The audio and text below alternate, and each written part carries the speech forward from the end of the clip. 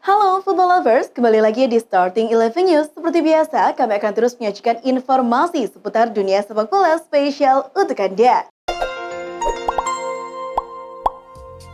El Clasico kedua antara Real Madrid dan Barcelona pada La Liga musim 2021-2022 akan dimainkan pada 20 Maret 2022 mendatang. Kali ini, Real Madrid akan menjadi tuan rumah. Pertandingan di Santiago Bernabeu tersebut merupakan rangkaian pekan ke-29 La Liga. Pertandingan tersebut akan diselenggarakan pada Minggu 20 Maret 2022 waktu setempat atau Senin pukul 03.00 waktu Indonesia Barat. Siapa yang akan menang?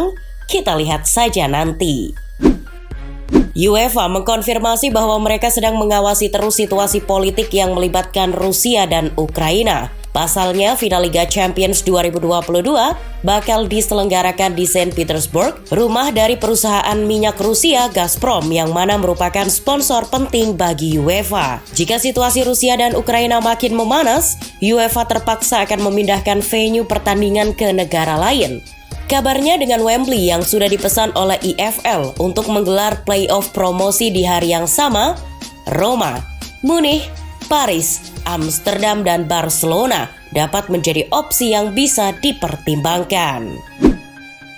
Menurut Football Italia, Milan sedang memantau situasi Steven Bergwijn, pemain sayap milik Tottenham.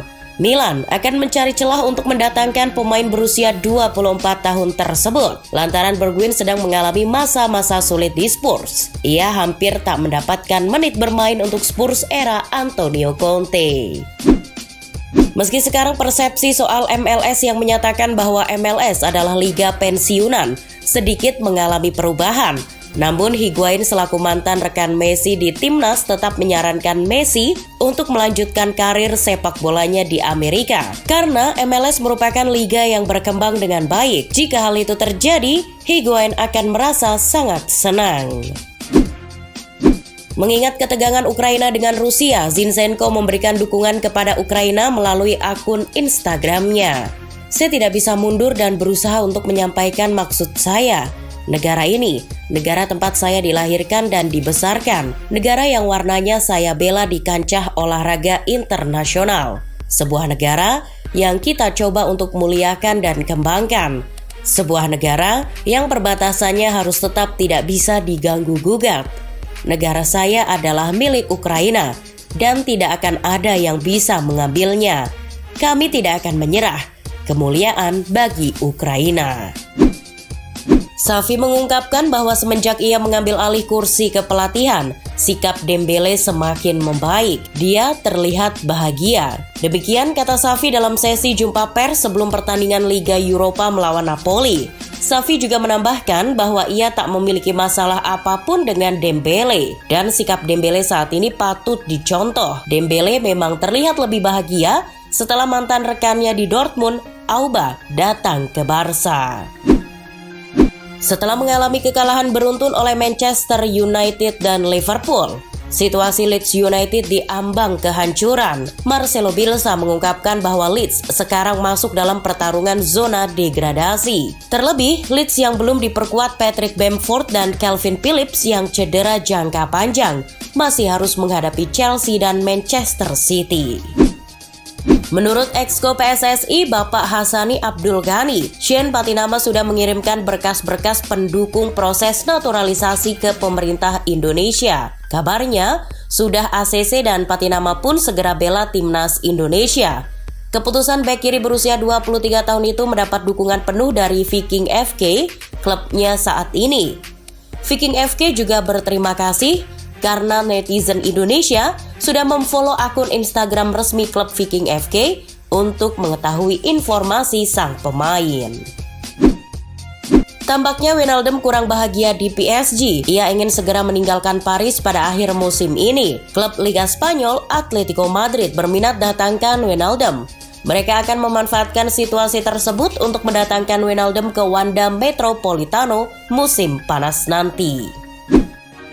Inter sempat kehilangan poin kala takluk di kandang oleh Sassuolo. Kini Inter berusaha menghidupkan lagi ambisi untuk mempertahankan gelar Scudetto Serie A dengan menatap laga berikutnya melawan Genoa. Laga tersebut akan tersaji akhir pekan ini di kandang Genoa. Mampukah Inter menyalip Milan di puncak klasemen Liga?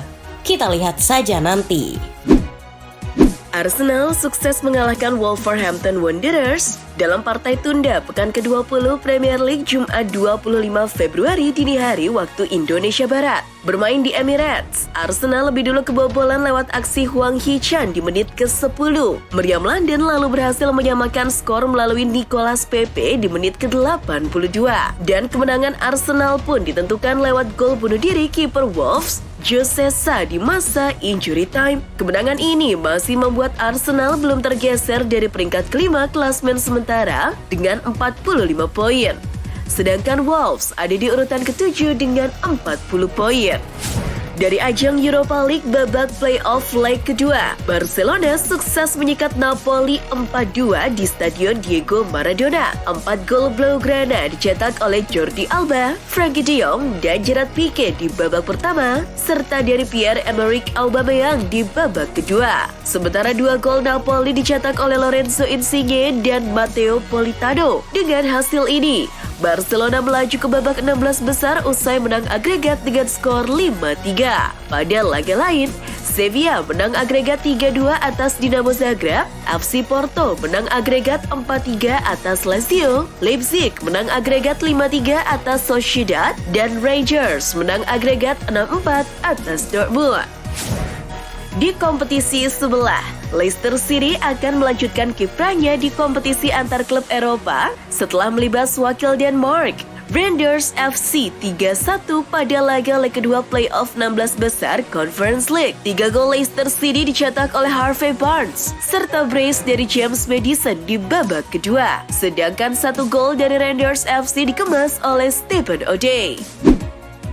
UEFA akan mengumumkan bahwa Rusia bakal dicoret sebagai tuan rumah final Liga Champions musim 2021-2022 ini. Laga puncak tersebut sedianya akan digelar di Saint Petersburg di Gazprom Arena pada 28 Mei. Namun, dengan kejadian invasi yang dilakukan oleh Rusia terhadap Ukraina, UEFA dalam waktu dekat akan memindahkan venue final ke tempat lain.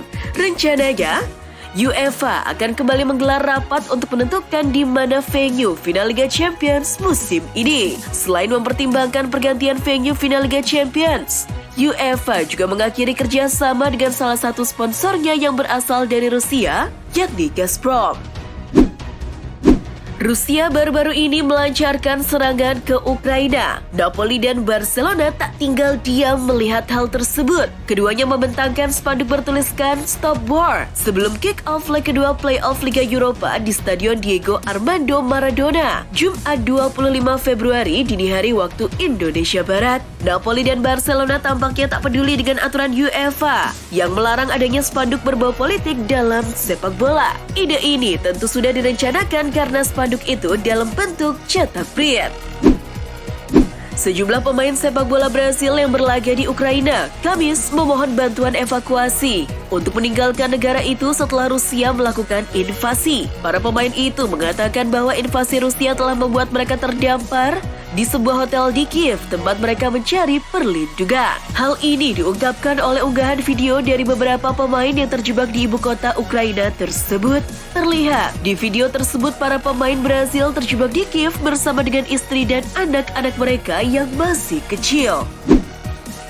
Pemain timnas Rusia, Fedor Smolov, menjadi pemain asal Rusia pertama yang bersuara mengenai serangan yang dilakukan oleh negaranya kepada Ukraina. Dia bersuara lantang menentang serangan yang dilakukan Presiden Vladimir Putin kepada Ukraina. Pesan berisi penolakan itu diunggah Smolov melalui akun Instagram miliknya pada Kamis 24 Februari sore, waktu Indonesia Barat. Dia mengunggah gambar yang seluruhnya berwarna hitam. Tidak ada perang, tulis Smolov disertai emotikon patah hati dan bendera Ukraina pertanda simpati striker berusia 32 tahun tersebut.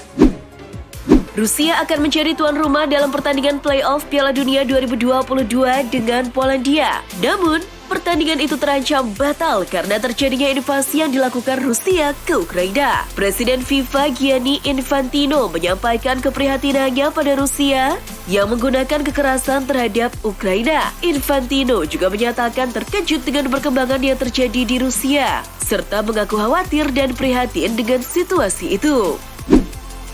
Rusia telah memulai konflik dengan Ukraina. Beberapa jam sebelumnya, legenda AC Milan Andriy Shevchenko mengunggah postingan patriotik di akun Instagramnya. Melalui statusnya di Instagram, Shevchenko berupaya menghimpun dukungan sekaligus menyerukan terciptanya perdamaian buat Ukraina. Shevchenko mengatakan bahwa dia bangga dengan rakyat dan negaranya saat Ukraina bersiap menghadapi kemungkinan perang dengan Rusia.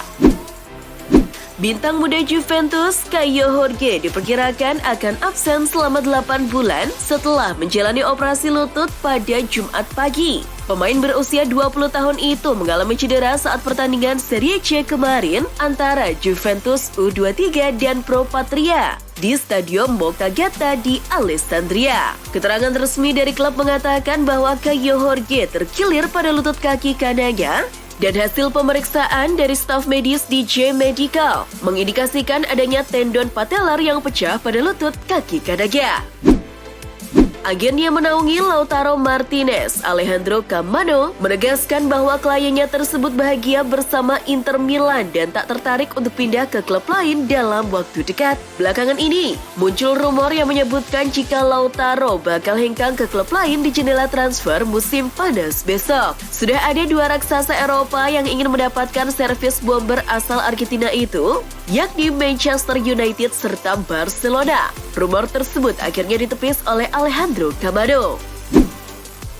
Calon lawan Bayern Munchen di leg kedua babak 16 besar Liga Champions musim ini, RB Salzburg, baru saja melaporkan bahwa kini mereka tengah menghadapi badai COVID-19 di dalam klubnya. Dikutip AS, total ada 15 pemain, termasuk staf RB Salzburg yang terpapar virus tersebut. Sayangnya, pihak klub tidak merinci daftar nama orang yang terpapar virus itu. Menurut informasi, para pemain dan staf Salzburg yang terpapar hanya memiliki gejala ringan, namun mereka tetap harus menjalani masa isolasi mandiri. PSG telah diberi dorongan dalam upaya mereka untuk mempertahankan mantan pemain muda Monaco, Kylian Mbappe, yang bersikeras bahwa dia belum membuat keputusan tentang masa depannya. Namun, menurut Marca, Mbappe telah menolak perpanjangan cek kosong dengan pemain Prancis itu bertekad untuk mengamankan kepindahan ke Bernabeu pada akhir musim. Madrid memang terus dikaitkan dengan Mbappe dan saat ini raksasa Spanyol akan dapat memperoleh pemain 23 tahun itu dengan status bebas transfer menjelang musim depan.